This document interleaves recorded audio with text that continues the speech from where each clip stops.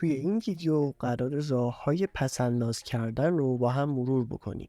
شاید بعضی از این راه‌ها اونقدر عجیب باشه که باور نکنید این راه‌ها کارسازن. شماره 1. فهرست بندی و بودجه بندی کنید. همونطور که کارهای روزانه‌تون باید طبق برنامه‌ریزی انجام بشه، برای دخل و خرجتون هم باید برنامه‌ریزی کنید. میتونید شما جدولی بکشید و جلوی هر آیتم هزینه‌های معینش رو بنویسید. مثلا هزینه اجاره خونه اگه مستاجرین، هزینه خودرو و بنزین، هزینه‌های درمانی و چکاپ ماهیانه، هزینه درس و مدرسه فرزندتون، هزینه‌هایی که برای لباس، خوراک و تفریح اختصاص میدین و بقیه موارد. از وسایل نقلیه عمومی استفاده کنید. به جای هزینه‌های سنگین کرایه روزانه میتونین از وسایل نقلیه عمومی مثل مترو و BRT استفاده کنید. مگر اینکه درآمدتون اونقدر بالا باشه که تاکسی آنلاین یا کرایه آژانس براتون ناچیزه. از محصولات تخفیفدار استفاده کنید. یکی دیگه از روش‌های پس‌انداز پول استفاده از محصولات تخفیفداره. ممکنه این تخفیف شامل خوراک، پوشاک، تفریح، سفر، کتاب و یا حتی محصولات فرهنگی دیگه باشه.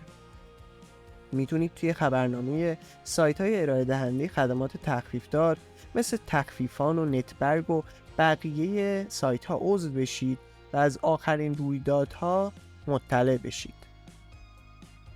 برای کاهش هزینه‌های درمانی به بیمارستان‌های طرف قراردادتون مراجعه کنید. بیمارستانایی هستن که طرف قرارداد با بیمه‌های تکمیلی و یا بیمه‌های رایگان مثل بیمه نیروهای مسلحن. قبل مراجعه به بیمارستان حتما نوع بیمه طرف قرارداد رو چک بکنید. اگر نوع بیمه خدمات درمانی شما مشمول تخفیف و یا رایگان هست، حتما استفاده کنید. این حق شماست. راه 5. برای پیرایش ماهیانه به آموزشگاه‌های آرایشگری سر بزنید. چرا آموزشگاه‌های آرایشگری؟ چون داشتن مدل رایگان برای هنرجوها الزامیه. هنرجوها برای تمرین آرایشگری از افراد میخوان تا مدلشون بشن و بدون دریافت پول موی اونا رو اصلاح میکنن. شماره 6. از تورهای تخفیفدار یا لحظه آخری استفاده کنید. اگر زیاد اهل گردش و تفریح هستین و نگران هزینه‌های سفرید، میتونید از تورهای تخفیفدار و لحظه آخری بهره‌مند بشید.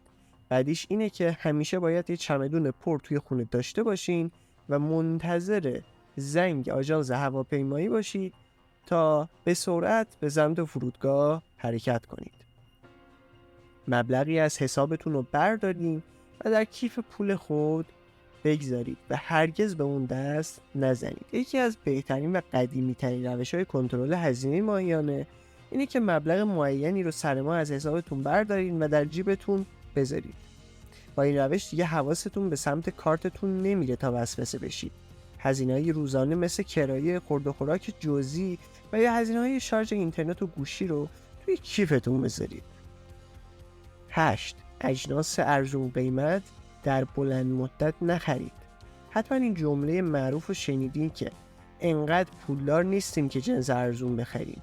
یعنی اینکه اگر شما یک بار جنس گرون قیمت خریداری کنید، به دلیل کیفیت مطلوب و با دوام‌تر بودنش این جنس دیرتر کهنه یا خراب میشه و شما مجبور نیستین سالی چند بار اون جنس رو بخرید.